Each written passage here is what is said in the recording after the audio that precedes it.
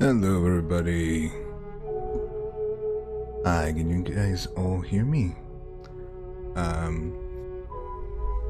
I'm trying to check whether you guys can all hear me and I'm not lagging and all before we start.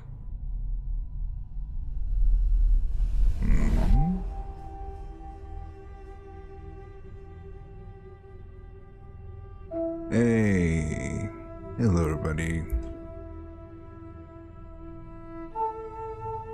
How is everybody doing?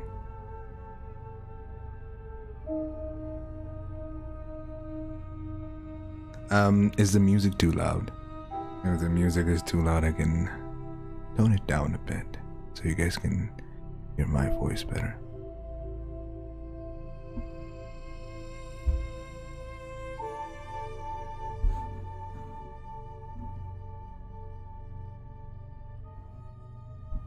Okay, I'll tone down the music a little bit.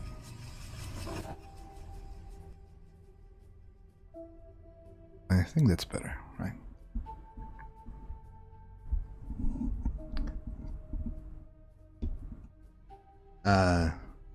DB, are you sleeping alright? It's 1:30 a.m. right now. It's actually 12:30. It's like 30 minutes past midnight. So I think it's the perfect time for me to scare my pants off with some scary stories.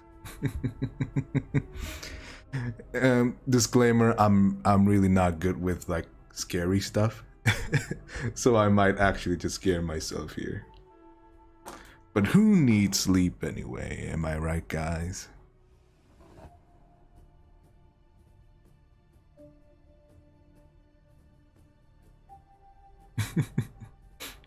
Ooh, the music's kicking up.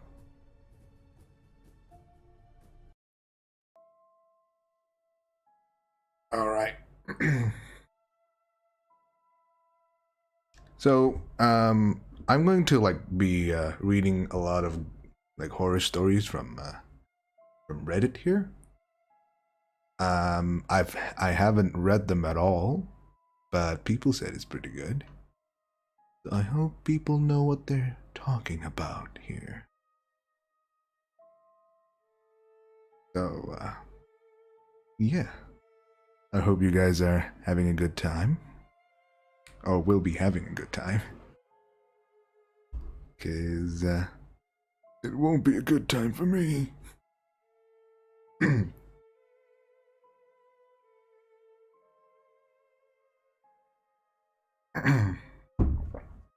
Alright. The first story we have here is by the Reddit user Pipinacious. Pipinacious. And it's called The Quiet Neighbor. Let's see what it's all about.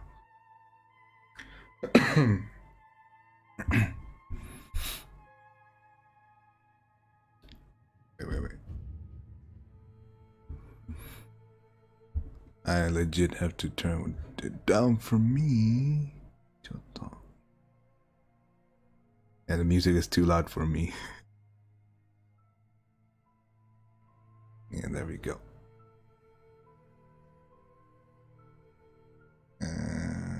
Okay. Okay. The Quiet Neighbor by Pipinacious. Just about the first thing anyone knew to the neighborhood learned was to avoid Bud Fillmore. Cantankerous, territorial, and fueled by what seemed to be a deep-seated hatred for just about everything. He was the kind of man that childhood nightmares were made of. Although he'd only lived there for a few months longer than us, by the time my family moved in across the street from Fillmore House, his reputation was already firmly established. When other neighbors come by with their cookies and casseroles to welcome us and saw me and my brother, just 9 and 11, they'd pull my parents aside and offer hushed warnings. "Keep them away from that nasty old man across the way," Mrs. Devon said. "He can't stand children." "My son, Bill, swears Bud tried to run him down in the car," Mr. Crane said. "He'll look for any excuse to yell at them. He says the most terrible things," Mrs. Paul said. My parents thanked them, but I don't think they quite believed them. My mom especially wasn't fond of gossip, and she tried to take such rumors with a grain of salt. Until she could make her own decisions, she didn't have to wait long. My older brother, Scotty, and I were outside, tossing a baseball back and forth one Saturday morning. When Scotty tossed it too hard and high, it sailed over my head, bounced in the street, and rolled to a stop at the very edge of Mr. Fillmore's yard. Both of us had overheard our neighbor's warnings and were hesitant to even look at the house, much less approach it. "Go get Liz," Scotty said, nudging my shoulder. "But you threw it," I replied. "So, you missed it. I couldn't reach it." My whining had no effect. It pushed me towards the road, and after checking both ways, I began to creep across towards our ball. I had almost reached it. I just had to take a couple more steps, and it would have been within my grasp when the front door of the house flew open. "What the hell are you doing?" A stout man with thin graying hair came bursting outside and stomped across his lawn towards me. My ball," I tried to say, pointing to it. "You brats throwing things at my house, thinking it would be too funny to break a window?" No." I glanced over my shoulder to see Scotty half poised to run inside and whimpered. "Get out of here," Mr. Fillmore snapped. "Can I just—" "No." Before I could react, he'd scooped up the baseball, which had barely been touching his grass, and stormed back inside. The whole front of his house seemed to shake with the force of his slammed door. It was the first of what would be many run-ins with everyone's least favorite neighbor. Our parents tried to talk to him about his behavior, but he just told them to keep their noisy little shits off his lawn and away from his house if we didn't want trouble. Dad thought about calling the cops on him, but as Mom became fond of saying, there was no law against being rude, so we were told to just try and be more careful. "He must not have always been such a bull," Mom said over dinner about a month after we'd moved in. "He's married, you know." Dad scoffed at the idea. "Oh yeah? How do you know?" Dolores Devon was by again for a chat, and it came up. Bud wears a ring, and she said she sees Mrs. Fillmore looking out the windows from time to time, but the poor woman never comes outside. She thinks she heard Bud said it was cancer once. "Poor lady, sick and married to that," Dad said. "Terrible, isn't it? But it does explain a bit about him. He's just trying to keep things quiet and peaceful around his house." "Yeah, sure," Scotty muttered, and Mom frowned at him. "He's probably very sad and lashes out without meaning to." "He's an asshole," Scotty said. "Language," Dad warned. "But yeah, he is." Whatever his reasoning, we all agreed it would be best to just try and avoid Bud Fillmore.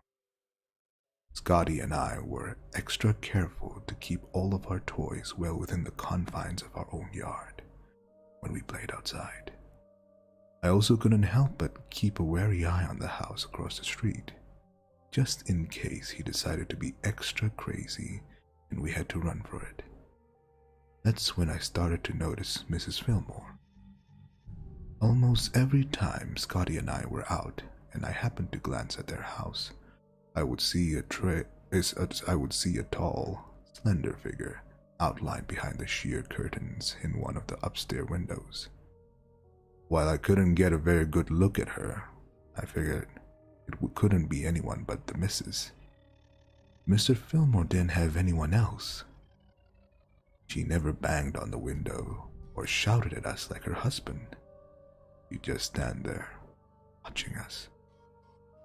I like to imagine that she was a nice lady, a quiet neighbor who just enjoyed seeing kids at play.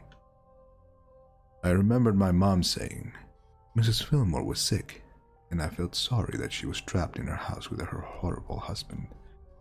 So I tried to be nice and smile and wave once. Just once. Mr. Fillmore appeared on his front stoop and yelled at me for being a pest until I retreated inside. When I peeked out the living room window later, Mrs. Fillmore wasn't in her usual spot anymore. Eventually, we got used to Mr. Fillmore glowering at us as he drove slowly past, his short temper and his loud voice.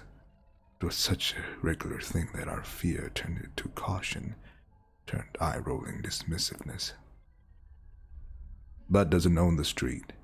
You kids go out and be kids, and if he has a problem with it, I'll deal with him, Dad said.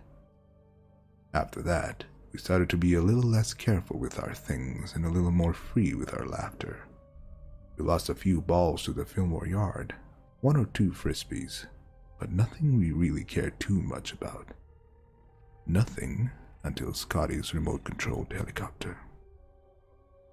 It had been a birthday present, and we were both eager to try it out. As soon as we finished supper, we raced out to the front lawn where Scotty prepared for the helicopter's first flight. Under my brother's inexperience and clumsy guidance, the helicopter lifted slowly from the ground and staggered drunkenly through the air. In his excitement to keep it aloft, Scotty didn't even realize it. It was heading right for Fillmore's yard till it was too late. "Scotty," I tugged at his arm to try and turn it, of course. But it only made things worse. The little helicopter took a nosedive straight into the hedges under Mr. Fillmore's bay window. Scotty frantically wiggled the controls, but the helicopter's blade was stuck fast in the thick greenery.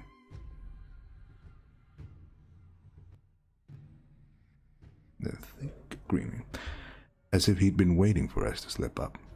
The front door was flung open, and he practically pounced on the toy. "What have I told you?" he bellowed. Before we could argue, he had already disappeared back into the house. Upstairs, the curtain fluttered just so, and I knew. The curtains fluttered just so, and I knew Mrs. Fillmore was watching. I wanted to call up to her and ask her to get the helicopter back, but Scotty grabbed my wrist and dragged me behind him to find Mom and Dad. When our parents went over later, he refused to come to the door. "Don't worry, kids," they assured us. "Next time we see him, we'll sit down and have a real discussion about this." That wasn't enough for Scotty, though.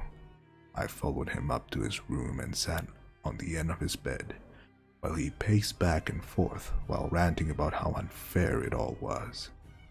He was fuming and furious, and he wanted his birthday present back now. "But how?" I asked. He paused, his gaze sliding to his window and the house beyond. "We're going to take it." It was a childish, simple, stupid plan, with no thought to the consequence or punishment. We were going to break into the Fillmore house and get all of our things back. "We'll do it when he goes out next. I can figure out how to get the lock open. It can't be that hard." Then we just have to find our stuff. What about Mrs. Fillmore? She never leaves. You can distract her or something. I don't know. We'll figure it out. I don't know, Scotty, I said uneasily. I didn't want to disrupt the poor sick lady for a few toys. Don't worry, we'll just be in and out. We probably won't even notice we're there. I doubted that, but I had a hard time saying no to my big brother. Scotty put his plan into action the very next afternoon. We were playing a game of horse in the driveway when Mr. Fillmore's garage opened and his car chugged to life. He was wearing his customary scowl as he drove by. The moment he turned the corner, Scotty chucked our basketball off to the side and bolted across the street. I checked to see if Mrs. Fillmore was in her window, and when I saw no sign of her, I followed. Scotty's idea of getting the lock open turned out to be using a small rock to break the window pane on the door above the latch. It was something he'd seen in a movie or something. Immediately, I had images of flashing red and blue lights and handcuffs, and my stomach turned sharply. But my brother whispered that it would be fine. He can't prove it was us. Everyone on the streets hate him. He sounded so confident that all I could do was nod. Scotty reached carefully through the broken glass, careful not to cut himself, and found the deadbolt. It clicked out of place and he pushed the door open, letting us into Mr. Fillmore's house. I clung to the back of Scotty's shirt as we tiptoed across the kitchen. It was spotless, obsessively so, and smelled of cleaning supplies. Every window had something tacked over it, with blankets and towels, blocking out the bright afternoon sun and casting the room into a gloomy darkness that made the room seem small and oppressive. I swallowed hard and forced myself to follow Scotty. Every room was the same, fastidiously clean, organized, and shrouded in shadows. The bay window that I knew he spied on us from had a little hole cut into the heavy velveteen material, just big enough for someone to see out of. I could just picture him sitting on a plastic-covered couch, watching us, waiting for us to get too close. It was enough to make me shudder. We cleared the hole downstairs pretty quickly, but there were no sign of our things. "Shit," Scotty hissed. "We must keep it upstairs. But Mrs. Fillmore, just stay close and stay quiet, okay?" I nodded, too nervous to say anything else anyway. We'd only gotten up a few steps when the floorboards on the second floor creaked. Scotty immediately pressed himself against the wall, motioned for me to do the same. We listened to the soft padding of footsteps crossing from one room to another. "Scotty," I whispered, grabbing at his sleeve with both his hands. "Let's just go." "No, he went too far this time. I'm going to get my helicopter." Door hinges squeaked from somewhere upstairs, and the footsteps stopped. Scotty pulled his arm from me and scampered up the remaining steps. Reluctantly, I went up too. We found a guest bedroom first. It was all muted colors and magazine-quality furniture, void of any warmth or personality. Like it was just set up for show, never intended for use. At least it was a bit brighter up here. The windows only had a few layers of sheer curtains over them, enough to obscure visibility, but still let in light. The second room was obviously Mr. Fillmore's. It was the most lived-in looking room of them all, and even then that was only because there was some pictures hanging on the walls and some personal items on the nightstand. The bed was meticulously made, while the clothing, most of which was masculine, hung neatly in the closet. There wasn't even any stray hairs in the brush on the vanity. I wondered how someone could live in such a cold, lifeless house. There was only one room left upstairs, the one Mrs. Philemon must have gone into. Its door stood half open. Scotty and I traded a look, each determined, mine silently pleading with him to go. He took a step towards the door. I shook my head and grabbed at the back of his shirt again. He brushed me off and placed the flat of his hand on the door, pushing it open slowly. Inside, the room was almost empty except for a large vanity against one wall.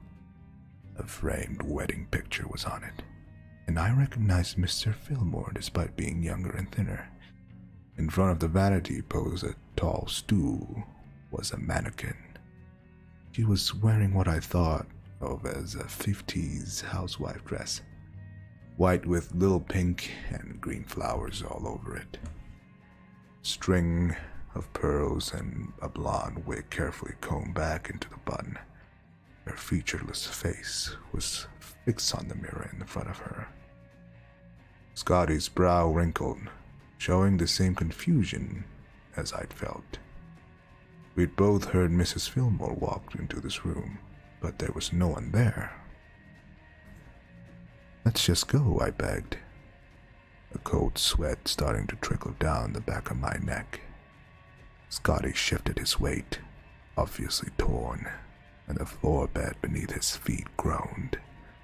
The mannequin's head turned sharply towards us. Scotty leapt back with a yelp, and an arm thrown out protectively in front of me. "Liz," his voice was trembling. "Run!" I stumbled back down the hall on the legs that didn't want to work. I could hear Scotty stomping along behind me, and behind him a rapid skittering. We skid at the top of the stairs, and I grabbed the railing to keep from falling headlong down the steps. While I righted myself, I dared to glance back down the hallway. It was empty. Where did it go? Something thudded against the ceiling. We both looked up and screamed. The mannequin was crawling, spider-like, over our heads. She wrenched her head completely around, turning her blank face towards us, and flitted towards the wall. She started to descend the whole time facing us. I was still screaming when Scotty hooked his arm around my waist and hauled me down the steps. We crashed at the landing, tripping over one another, and we could hear the click of fiberglass on wood as she pursued us. I was crying, scrambling on my hands and knees across the floor, and my brother was shouting for me to get up, to go. He grabbed the back of my shirt and practically threw me down the hall. And then Scotty was shrieking. I spun. The mannequin was crouched on the last step, one arm outstretched. She had her fingers wrapped around Scotty's ankle. They were tightening, until his bones started to crunch beneath her grip. He kicked at her with his other leg, but it did nothing. She started to drag him back towards the stairs. "Scotty!" I screamed. But before I could move, he looked up at me and shook his head furiously. "Liz!" He could barely get the word out through the fear and pain that masked his face. "Run!" I wanted to stay. I wanted to grab his hand and pull with all my might and drag him out of the house with me. But he shouted again, "Run! Run!" over and over, until the words became a garbled mess of howling, terrified cries that chased me out the same door we'd come in through. It was the last time I ever saw my big brother. No trace of Scotty was ever found. My parents searched. Police searched. There were dogs and special agents, and tons of time, money, and energy were put into trying to find him. But none of it mattered. It was as if he had simply vanished. But Fillmore wasn't a suspect very long. With no evidence and no history of any kind of criminal record, he was let go. Scotty was dubbed a missing child, reduced to a single box of paperwork that was all too soon moved to a cold case stacks. No one believed me when I told them what really happened. They all said Scotty must have been kidnapped on our way back from Mr. Fillmore's house, and I was too young to really understand it. That I had gotten confused, and in my fear made up some story about using the scary thing I just encountered. Mr. Fillmore's mannequin belonged to his late wife, Sharon. He kept it after she passed because it reminded him of her. Sometimes he'd move it around and put it in the window, but it wasn't alive. You understand that, right, Liz? My therapist was fond of asking. I told her what she wanted to hear, even if I knew it was a lie. The adults preferred it that way. It was easier for all of us. Maybe that was why I never showed anyone the note that had been left taped to our door, typed in an anonymous, that just said, "I tried to keep you away." I didn't think it would have changed anything. I knew though, and I never doubted myself for the fact that Scotty had sacrificed himself for me. And up until Mr. Fillmore packed up and moved a few years later, I would sit in my brother's room and I would stare out the window at his house. I would watch the second-story window, waiting for the telltale dark figure to appear behind the curtains. Waiting for the quiet neighbor that everyone said didn't exist. Ooh, ooh, ooh, oh boy, oh boy, oh boy. Yeah. So that was The Quiet Neighbor by Pipinacious. What'd you guys think of the story? Oh, why is the chat mad? Wait, let me read up chat.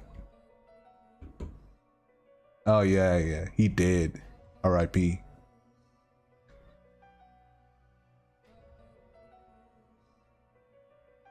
Will I be able to sleep? No, I won't.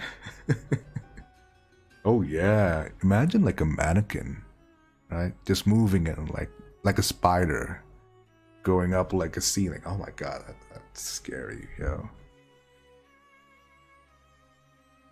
That's why I hate mannequins, like with the core. Like I wouldn't have an actual mannequin in my house, even if it's like for putting clothes, man. Like damn, I don't want that. If I need like a clothing hanger, it would be like a simple straight one. It wouldn't be like a human shaped one.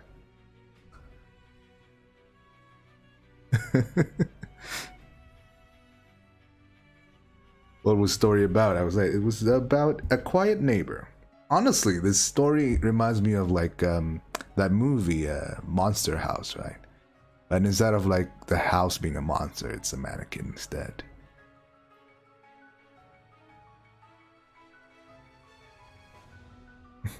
Don't worry, I'll be reading other stories, so it's Gucci.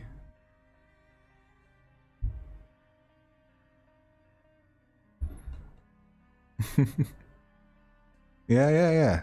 It's a very.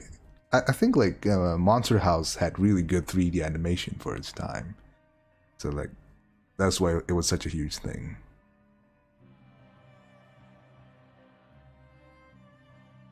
No, did you say that, Sam? Yeah. It's very similar.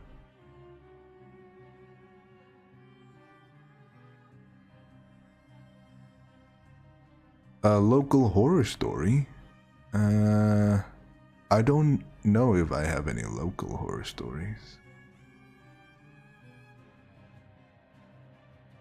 Like, I guess like in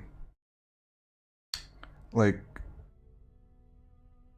I used to work in DHL. Do you guys know DHL? It's a forwarding company. And you know, like they send packages here and there, right? I used to work in customer service, and I used to hear like lots of scary stories in the workplace. And I swear, like every single company in Indonesia has some sort of ghost story, right? And DHL was also full of them, honestly. Yeah. It's always at night and when there's no people. So like, take it with a grain of salt. Maybe it's true, maybe it's not, but like clearly those people were really scared. I personally don't have any horror experiences at all. Right? I've never had like a supernatural encounter. Right? But like I do get paranoid from time to time, right? But I've never actually seen a ghost.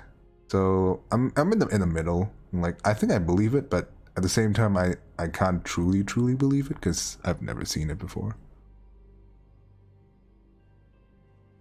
Although I've had encountered like a bit of a supernatural ish kind of experience, right?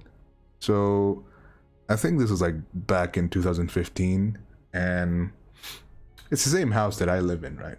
But I've never encountered it again. So no, you know me. I don't sleep normally. Like I sleep like what 3 a.m., 4 a.m., right? So I'll be like looking up YouTube, or I'll be on Amino, because back then Amino was a thing. You guys know what Amino is? And I would often smell someone cooking pasta, right? So cooking pasta is really just like boiling anything, right? So boiling water, essentially. So I could really smell a very prominent smell of like boiling water, like how you would boil pasta or potatoes, right? And and I swear I thought Dad was actually hungry and like he made some noodles or something. But like every time I like went down, there's literally no one cooking anything, right? And when I went down, the smell just disappeared, right? So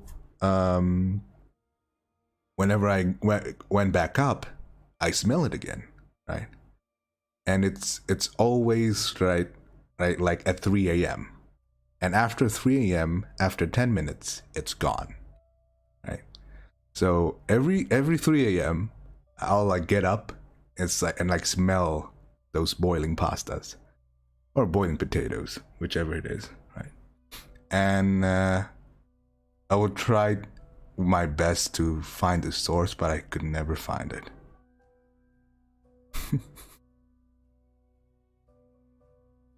uh, that's like what kind of made me semi paranoid. It was because it's like in 3 a.m. And my coworker at the time, he told me that the smell of potatoes was actually the signature smell of like ghosts, a particular ghost in Indonesia, and that ghost is called pocong, right? So pocong is a ghost that basically Indonesians are majority Muslim, right? So when they bury the dead, they don't bury them in caskets. They bury them just with like a white cloth, right? And the legend has it, if you don't open their face before you bury them, right? If you don't like open the what do you call it, the white cloth to look at their face, right? That person will basically be an undead. Like it's basically like a wrapped up candy like undead hopping around everywhere. Sometimes it's flying, right? And rumor has it that like if you smell like boiling potatoes or maybe like fried potatoes out of nowhere, right, with no like in the middle of the night, that means it is near, like the pocong is near. Yeah, but I think I figured my neighbors were like cooking or something. But it's always at 3 a.m. Why are they cooking? Hmm.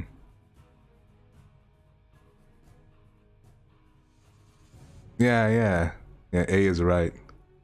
The smell of potatoes. Yeah. But to me, it smelled like pasta. You know, like if you were cooking like instant noodles, it that's exactly what it smelled like.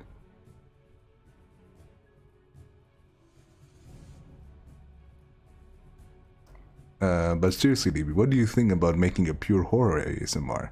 Like no comfort or romance, just pure fear and death. That sounds fun, honestly, right? But yeah, I don't think the general audience like just gore and stuff, right? I think it's like a very niche kind of category. So I would like to, but I really can't think of anything that could really sell.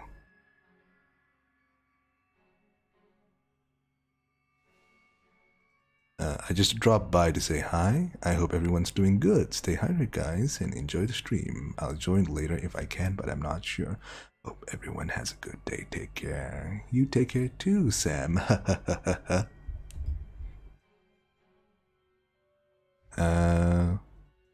Possible to see if they could freak anyone, but DB.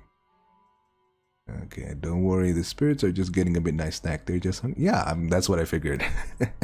And we all get hungry, right? At 3 a.m. I do, at least.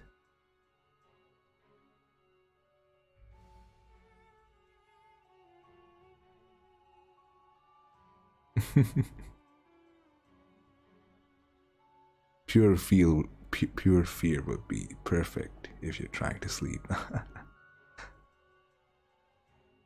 Indeed. What better way to sleep but being scared shitless, am I right, Lauren? Wait, do you know Hantu Kak Lima? I don't know what that is. I don't think we have that in Indonesia. Like, Indonesians have lots of, like, different ghosts, right? The most famous ones are, of course, Pocong, right? Kuntilanak, which is basically like a lady with their hair like down and they're always crying, right? And then we have Tuyul as well, which is like a little tiny kind of yokai-like creature that is able to steal things for you. There's also like Genderuwo, which is basically like a beast-like thing, a beast-like spirit. Lots of hair, kind of thing. Like literally so many spirits in Indonesia. I feel like it's because like we're very old-fashioned, and that means lots of people still believe, and that's why they tend to see these things.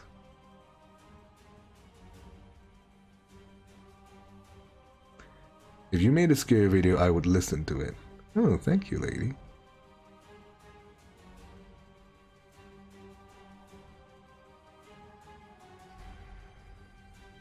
A tiny guy who only can count until 10, right? Yeah, I suppose so. That's to you. My favorite ghost story is the lick my balls.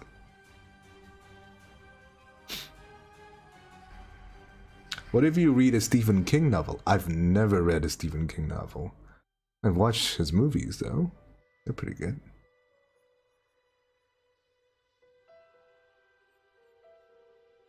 I love the story of La Llorona. Is that like a Spanish thing? That scary music is really getting to me now. Oh, that's the point, Sam.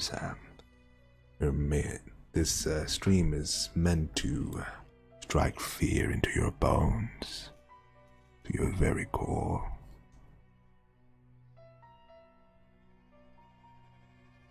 And I'm sleeping with an open window. Open window is good. That means you have an escape route.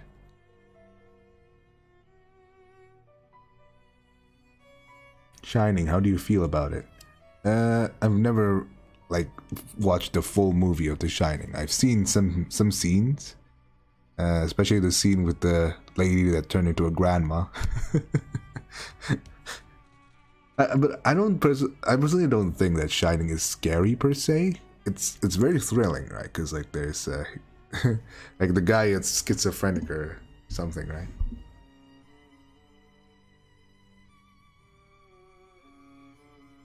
Apa pendapat Anda tentang menceritakan tentang beberapa legenda rakyat Indonesia? I don't mind. Like I would love to tell like stories about Indonesian legends. Like I swear, Indonesia has lots of like legends and scary stories. In like East Java, we have something called Nyi Roro Kidul, which is basically a detailed encounter of like a mermaid, right? Like a literal mermaid called Nyi Roro Kidul, and that mermaid would often kidnap sailors. Yeah, it's a very, very popular story.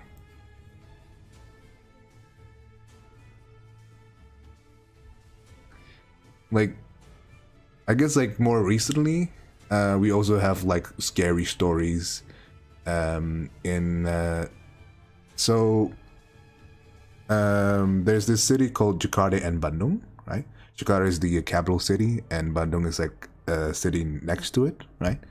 And to get there, you need to go through a freeway, right? And a particular area in this freeway is infamous for having lots of accidents, right? And people speculate that there are lots of supernatural things going on, and that's what's causing the accidents, right? There's lots of like scary stories of people like going through there, right?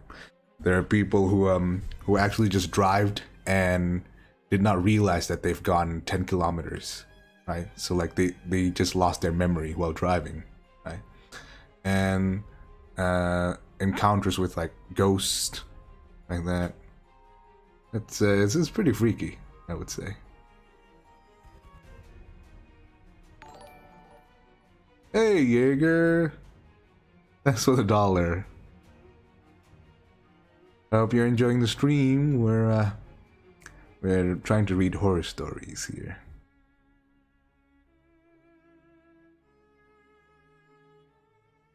By the way, are you a massive fan of horror stuffs? If so, what's your favorite horror movie, DB, and why is it your favorite? Do you like the thrill of watching suspense and scary stuff?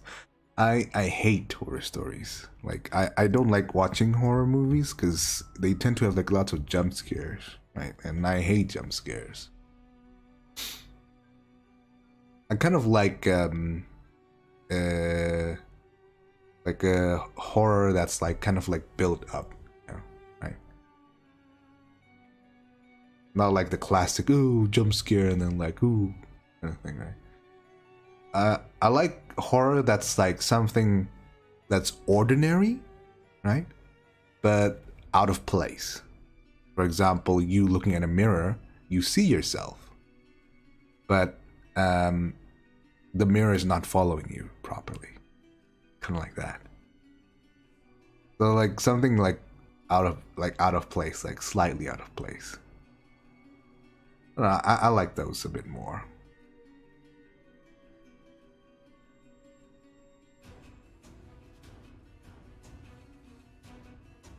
I'm gonna go for a bit, try to join later, but if I can't, others, I hope you enjoy the stream. Good night or day, afternoon. Bye, guys.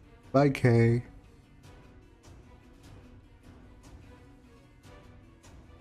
Horror stories are nice, though. The dumb main characters are annoying. Oh, yeah. I hate those, like, stupid characters, who just basically kill themselves. But honestly, some of them make sense, right? For example, like if there's like a noise, you try to approach the noise, right? I mean, if you're if it's your house, right? Of course you want to check it out, right? But of course, like in case it's like a burglar or something, bring like some like an axe or something, like something to defend yourself. But like some people actually just try to check out like in the middle of nowhere, like lakes or maybe in the forest. That's like an instant death wish.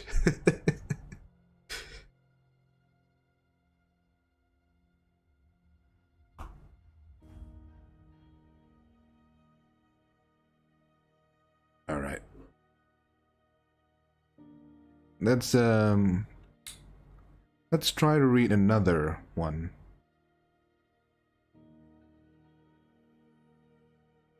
Hmm.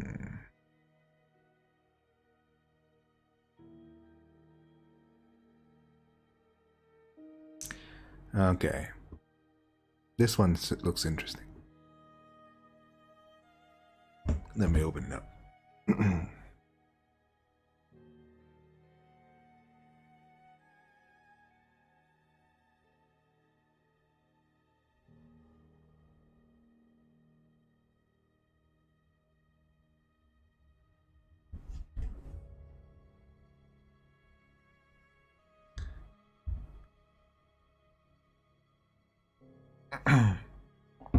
I hope you're ready.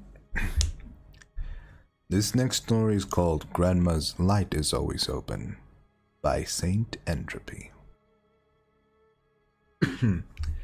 Courtesy of No Sleep Reddit. In one corner of my grandma's living room stood a lamp that was almost never turned off. She would change the bulb every week like clockwork, waiting until the afternoon sunlight poured through the windows and filled the room. Even then she hurried, holding her breath until the deed was done and the lamp was back on. I would ask her about it once in a while. Each time she would smile softly, tussle my hair, and promptly change the subject. I didn't learn the truth until I was 13. The first time I turned off the lamp. I just wanted to see what would happen. Grandma screamed when she walked into the darkened living room. A plate of cookies falling from her hands and crashing to the floor. I could hear her praying under her breath as she raced to turn the light back on. Tears were shining in her eyes when she turned to me, her lips pressed thin. Without warning, she slapped me hard across the face. Grandma had never so much as raised her voice before, and I was too shocked to cry. She cried enough for the both of us, gathering me up in her arms and begging for my forgiveness. With her face buried in my shoulder, she finally told me about the lamp. It was a ghost light, she said. Ever since she and my grandpa had bought the house, back when they first arrived in America, the spirits of the dead had plagued her. Only when her burden threatened to drive her mad did she ask Grandpa for help. He had expected him to laugh her out of the house, but he had surprised her by nodding gravely. It was he who had first lit the ghost light, and as long as that beacon burned through the darkness, she had never seen another spirit. I stopped visiting my grandma after that. It started gradually at first, missing a day here and there, but by the time I received news of her death, I hadn't seen her in over 10 years. As her only living relative, I shouldn't have been surprised when I inherited her house. Yet as I sat in her lawyer's office, listening to him read her will, I was speechless. I had a difficult time paying attention after that, absorbed as I was with the business of remembering. So much love had filled those walls, so many happy memories. As I thought of my tiny, sterile apartment in the city, I quickly made my decision. I was almost overwhelmed by emotion as I walked through the front door. Everything looked exactly as I remembered it from my childhood. Houseplants, still cluttered with the windowsills. Decorative bird plates still hung on the wall, and the ghost light still burned in the living room. Seeing the old lamp sent a chill down my spine. I froze in my tracks, the smile fading from my lips, and I couldn't help but think of the night Grandpa had slapped me so many years ago. I had told my mother about the ghost light the next day. She had dismissed it as simple old world superstition. It was the same way when she was growing up, she told me. And I shouldn't worry about it. Still, I couldn't shake the conviction that I had finally seen the true depths of my grandma's lunacy. I ran my fingers through the fringe on the lampshade as I thought, a bloom of sadness darkening my nostalgia. Sighing heavily, I turned the ghost light off with a decisive click. Something woke me later that night. I lay in bed, listening to the darkness until I heard scratching coming from the living room. Rats were the last thing I wanted to deal with at the moment, and I rolled over with a groan, determined to ignore it until the morning. The scratching continued intermittently, constantly jerking me from the edge of the sleep, and I finally had enough. I threw the blankets off me and stormed out into the hall. Moonlight flooded the front of the house, and I didn't bother turning on lights as I made my way to the living room. I knew every inch of the house, even after so many years, and I moved confidently through the dim light. I was furious at having been awoken from a dead sleep, and my anger ill-prepared me for what I found. An elderly woman was crouched in the corner, her gaunt back at me. She was scratching at the floor where the walls met, stopping every few minutes to cock her head. A gnarl of dread unfurled in the pit of my stomach. I had no idea how this woman had got into my house, and though it was obvious she needed help, it took me some time to summon the courage to approach her. My hand shook as I reached out to gently squeeze her shoulder. I meant to ask her where she lived, who her caretaker was, but the words were driven from my mind when she turned and I saw her face. Her eyes were solid black, bottomless pits that didn't reflect the moonlight. Her jaw hung impossibly open, unhinged, and the dark tunnel of her mouth spiraled down into her throat. I had a moment to realize who she was, to recognize the familiar map of wrinkles in her face, the curls of her wispy hair. Then my grandma screamed. I shrieked, stumbling backwards away from the nightmare in the corner. My arms flayed in the air, reaching for the nearest lamp, and my hands touched the ghost light. I yanked the chain, filling the room with the light, and she was gone. I never turned off the ghost light after that. After letting the bulb burn out one evening, I began changing it every week just as Grandma had. Eventually I got married, and luckily for me, my wife was tolerant of my strange fixation on the lamp. The light continued to burn, and I lived my life happily enough. But my grandson has been asking about the ghost light lately. Each time he asks, I smile softly, tussle his hair, and probably change the subject. For some reason, I can't bring myself to tell him the truth. I think about how I pulled away from my grandma, how I thought her crazy, and I keep my mouth shut. I worry, though. I know I won't be around forever, just as I know he will eventually turn off the ghost light. I worry that he might see me then, twisted and wrong, scratching in the corner.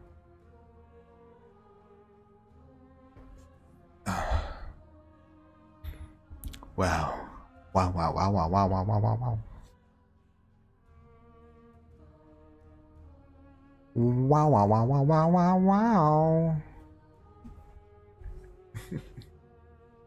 Oh my god.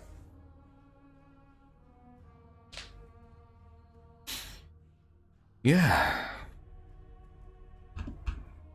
That was Grandma's light is always on. Okay, my phone is only 5% right now. I wish I could watch your stream a bit longer, but it isn't for now. Sorry, DP. I wish in your other stream I can watch more longer, and good night, guys. Good night, Sandra. Charge your phone. Don't be lazy. Get up and stick the phone into the charger so you can use it tomorrow.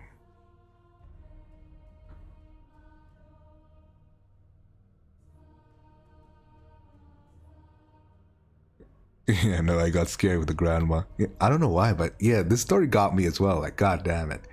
Imagining like a grandma like a wrinkly grandma scratching in the corner. Oh my god. Oh fuck. Yo, if I if like if it's my house, right, and I see like a grandma scratching in the corner, I will not go near that grandma, right? And I will not turn my back against the grandma. Because that's when you that's when you get like those ghosts, right, charging at you. So what I would probably do, right, I'll pick up something I could throw at. I will throw it on the grandma.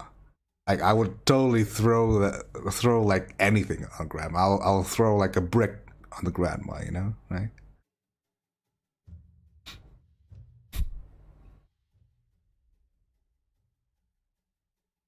Yeah, like or I'll just back away slowly.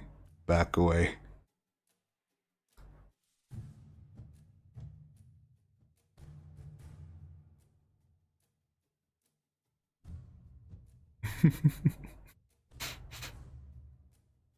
My grandparents' house has a few ghosts, so yeah, those stories are not my favorite. Ah, yeah.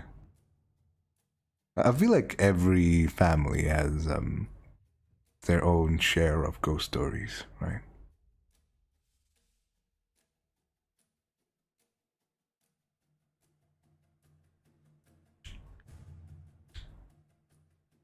Yeah, like, but legit though, if the grandma is in my house and I don't know her, like, I would throw anything. Like, I don't care if I make a mess, I'll just throw them all.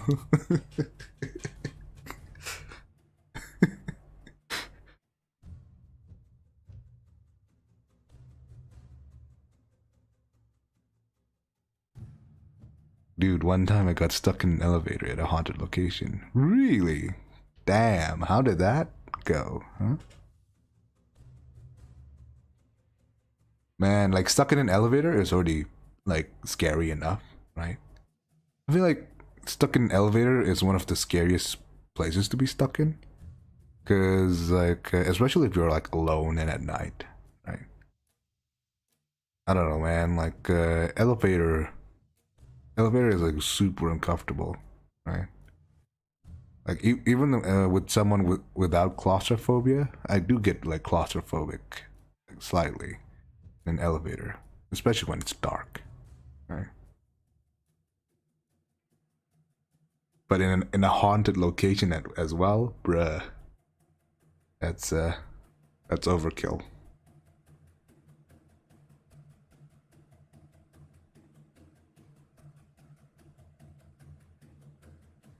I was 7. I was stuck there in there for 5 minutes. Whoa, goddamn, dude. If that happened to me, I'll be traumatized forever. Like, cause like experiencing stuff as a child is way worse. I would say you'll carry that like image memory for the rest of your life, probably.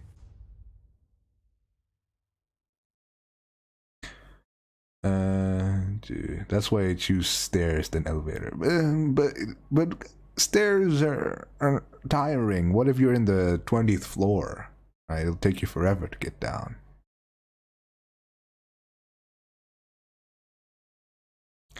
It's me, Yoon. What did you do when you have footprints on the top of your wall house? Because my grandparents' house did have those, and I don't even know how it gets up there. It was there since I'm a child. Footprints? Like fresh footprints, or like footprints of like concrete, right? Like wet cement or something.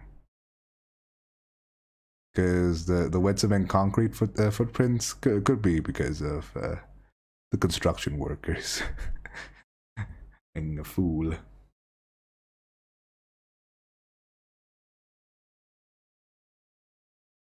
I need to sleep, but I don't want to say goodbye. I feel so comfortable here. Aww.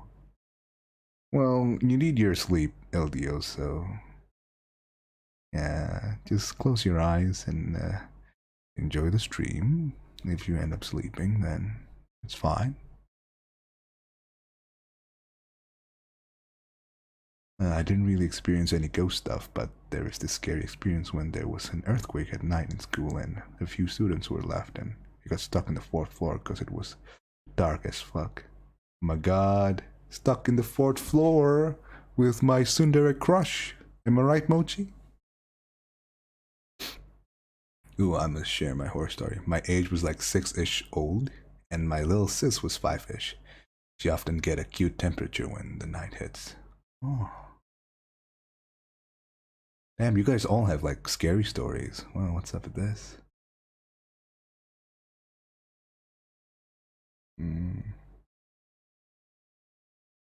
Oh, dude story here. The house that we were staying in wasn't haunted, but the place where it was located was haunted. It was a house, and being a 7-year-old, seeing an elevator in a house is cool, so I took it. What? So it's like a house elevator, dude? Like 2 stories higher? Damn, like how tall is the house?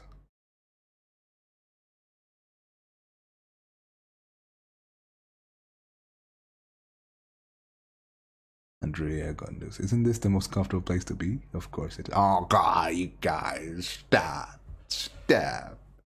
Stop.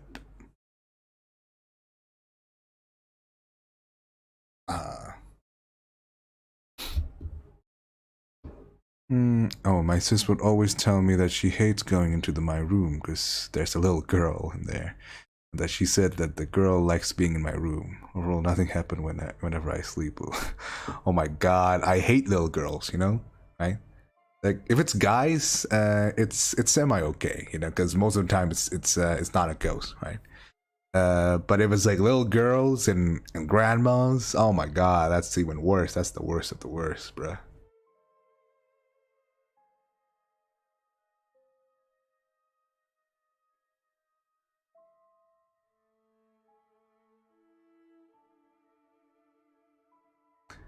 Oh, on the top of the mountain behind my house was an old castle. Every 7 years, you can see a white woman walking around. You see her holding flowers, don't run away. She can bring you to a big treasure. Oh, I don't know, man. I don't know. I don't know about that, Sarah. I would not. I would not let her near me. A, a woman, a white woman, bringing flowers? Nuh-uh. Out of there. Instantly.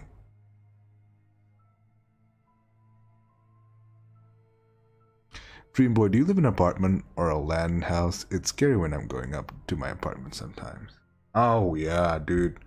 Apartments in Indonesia are one of the most risky place to have to be, right? Because like a lot of apartments in Indonesia, are so high, and they like barely have any good railing, right? So if someone was like suicidal, they could just hop off the railing and just drop right there. Like there's barely any proper security there, right?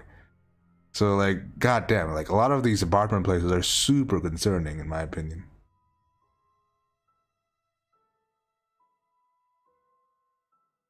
Yeah, like a lot of hazards, I would say.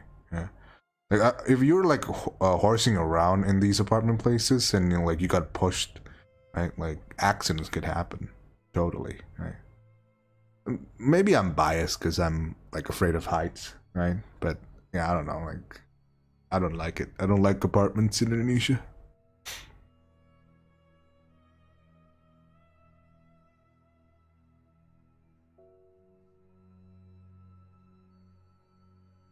The worst ghosts are usually men. For some reason, they tend to hold more anger.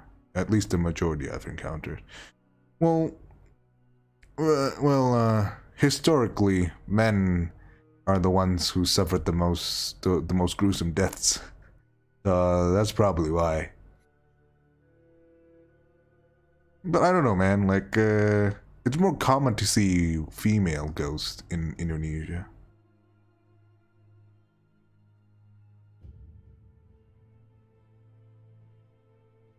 My mom says when she sleeps in my room, she feels something like dark or something off.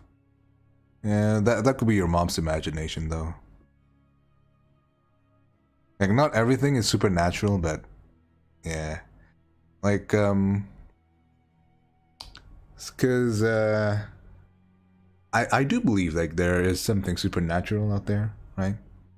There could be something It's just like we just don't have the technology to actually be able to analyze it and see it clearly, right? And I think some people do have the gift, right, to actually see like these spirits and like sense their energy somehow, right? So I guess like sometimes it's true. That's like you sensing some dark energy, but at the same time, sometimes it's just your imagination. It happens. Hmm.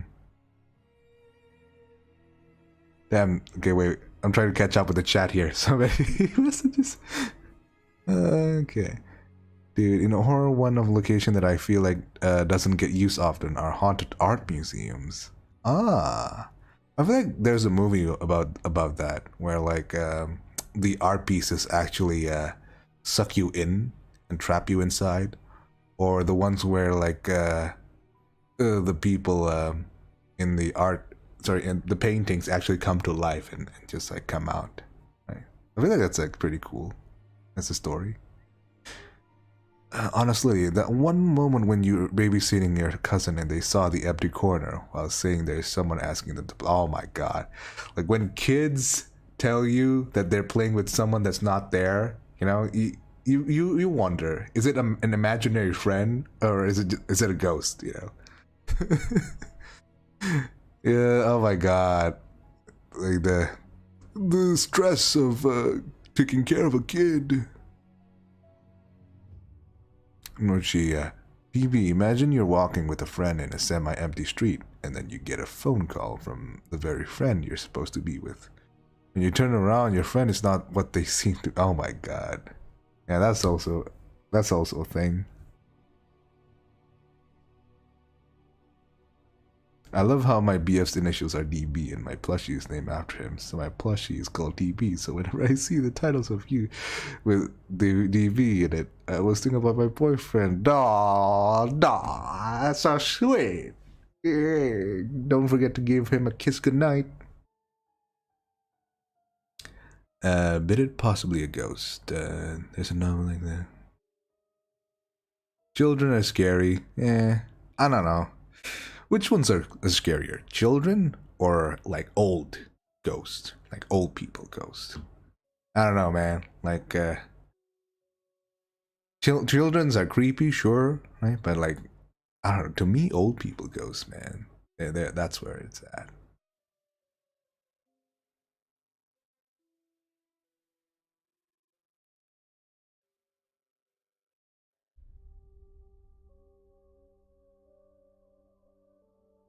Hmm. Aditi says, I literally encountered with 3 male spirits. My dad also saw one of them. My mom didn't believe that. But my grandma knew that what my dad saw was true. Yeah, some people have like the gift to actually see spirits, right? Some people have stronger gifts than others, right? So maybe you have the gift, Aditi. Me, the gift actually runs in my family, but I don't have it. Like I personally don't have it, and like my mom and her sisters actually have it. Apparently, so like they will often like tell me like something's there, and I'll just be like, bruh, why'd you have to tell me? Now I'm freaking out.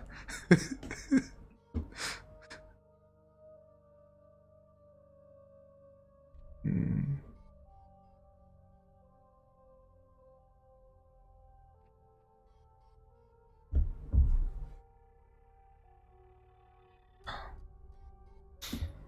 I remember in elementary school I was doing my work and then all of a sudden I felt like someone brushed past me and whispered something. And then go to turn around and no one was walking by, so yeah. Ooh. The abnormal species ghost is scarier. Abnormal, it depends, like the shape, I guess. I suppose like fear of the unknown, something that you don't understand. That's pretty scary. Like I would say from the earlier story, like imagine the mannequin crawling up like a spider onto the ceiling. That shit's gotta be scary. If that's like in real life, I would be scared shitless too.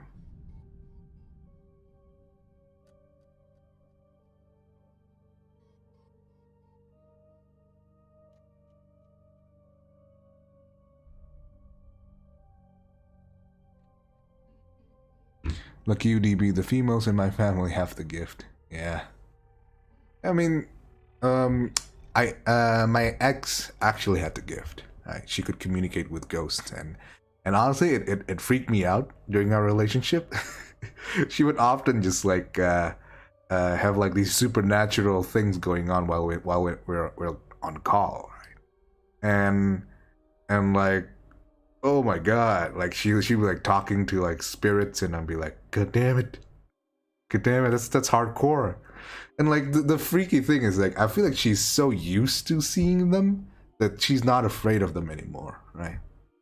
Like she would just calmly talk about like, oh, there's something here, and I'm like, god damn it, what, what? It's, that's scary. That's not scary at all.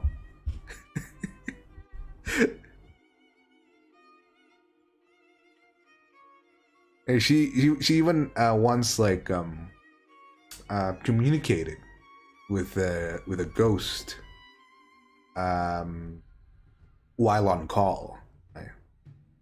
And I honestly don't know how that works. Like, can ghosts use phones? Like, can they communicate through phones? So like she communicated by like making like an Ouija board, and then like telling the ghost to stop. Tell her when to stop. Right. So basically, she communicated with like the words, the letters there. Like, god damn, that's some freaky witchcraft, man.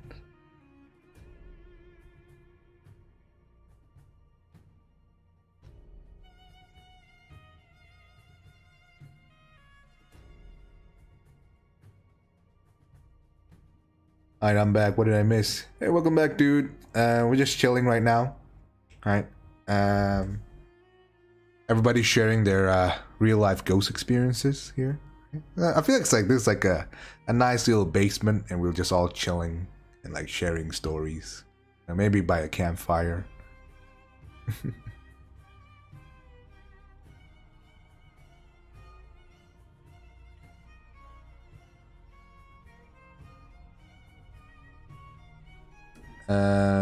Me, Alex. The scariest thing for me is I know someone somehow is staring at me or gazing at me.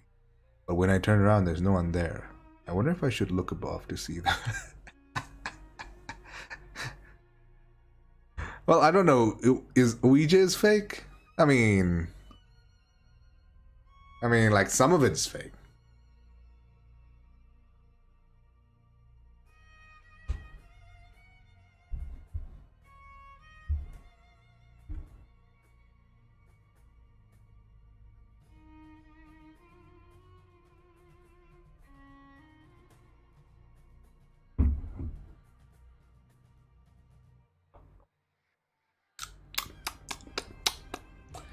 So, so what I do if I'm like at home and I'm scared shitless, right? Like you know, like when you're so scared at home and like you uh you're too scared to go anywhere, but you still need to pee or you still need to get water, right? So for me, what I do is I screamed from the top of my lungs, right? So my tactic is to scare the ghosts before they scare me, right? So basically, I would open the door, and I would just scream like, you know, like and like go in karate mode, you know, and like trying to fight them off. Right? Tell them I'm not scared, and yeah, and it works all the time, right?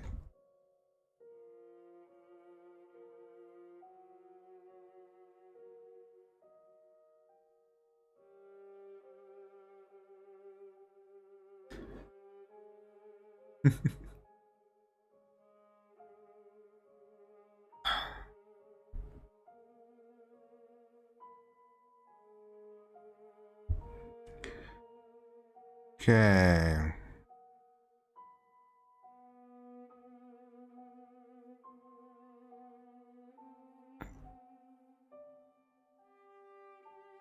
Mm.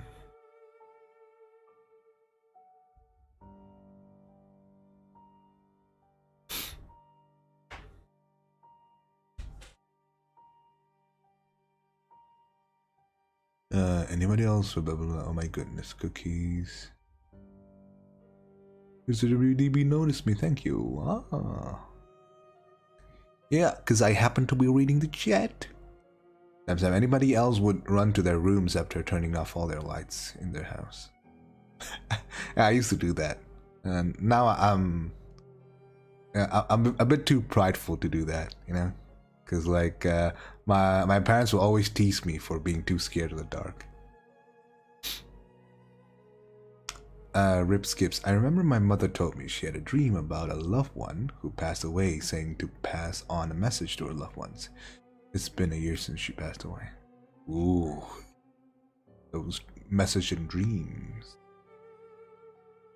Kaichisaki Law. I'm a witch and I work with demons and gods. I can see the dead and just casually talk to them. So talking to them is normal. Sometimes ghosts don't ever remember being alive. Ooh. Witches. DB, do you know that when you tell a ghost story, they always hear that too? Who? The ghosts? I feel like the ghosts hear you no matter what. Oh my god. Yo, that freaked me out. My cat was like moaning, like, meow, meow. Like, what?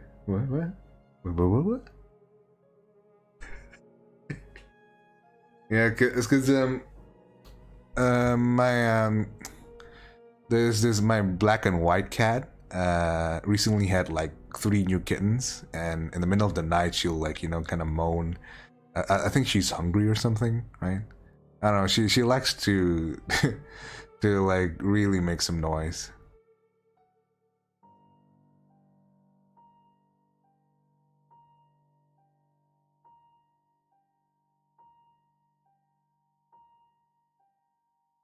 Oh yeah, dream.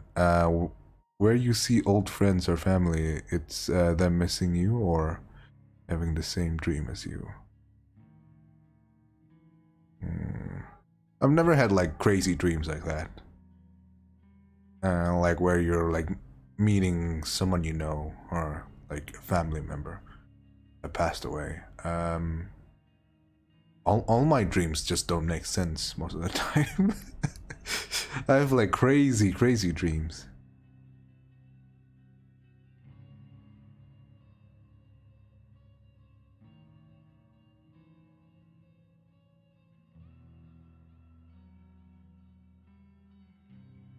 When I was 7 and 10, I was scared to go to the bathroom at nights, and I told my sister, "Please say my name out loud," and she was saying my name while I was in the toilet, for example.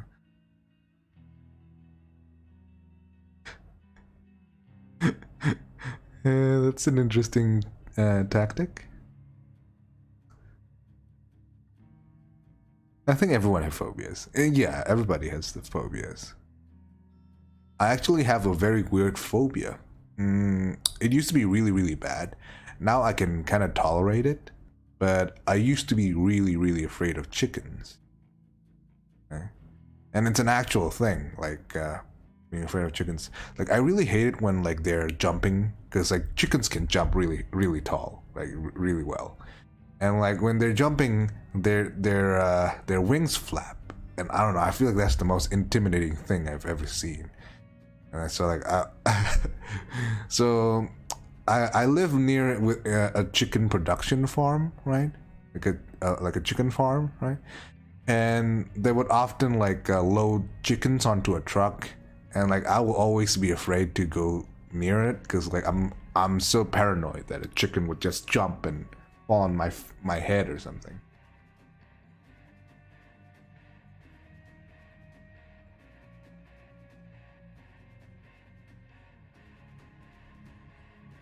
I don't know if this is a myth, but everyone said that if you have a cat, you'll be rarely visited by ghosts. Oh yeah, that's a superstition in Indonesia as well. So basically, cats protect you from ghosts, and I think cats have always been a symbol of protection in lots of countries as well, even in Egypt. I believe like cats were gods at one point, right? And they basically ward away supernatural things, right? And honestly, ever since I have cats, I'm no longer afraid around my house. So I feel like that's partially true, right? Because if you hear like a weird noise, you can just blame it. Ah, it's a cat, you know.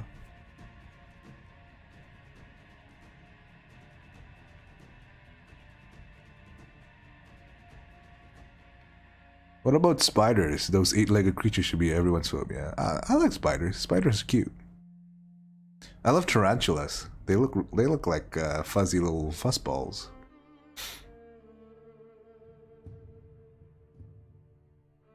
Chickens are the closest ancestors to a T-Rex. I suppose so.